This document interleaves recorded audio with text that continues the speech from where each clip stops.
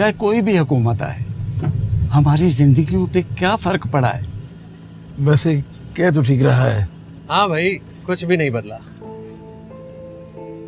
5 साल पहले लाहौर, पेशावर, कोयटा में धमाके, कराची में टारगेट किलिंग, इबादत गाहें, बच्चों के स्कूल गैर महफूज, 18 घंटे लोड शेडिंग, और आपको याद होगा सीएनजी की लंबी लंबी लाइनें।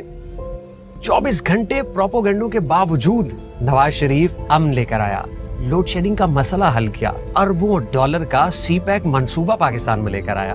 और शहबाज शरीफ, जिसकी स्पीड के किस्से चीन तक मशहूर है, जिसने दिन रात काम किया, हॉस्पिटल बनाए, बच्चों को वजीफे दिए, बिजली के नए नए मंसूबे बनाए, और न जाने क्या क्या कुछ किया। और जब सैलाब आया और फिर डेंगू ने हमला कर दिया, तो कौन था हमारे दरमियान? तो क्या वाकई पिछले 5 सालों में कुछ नहीं बदला?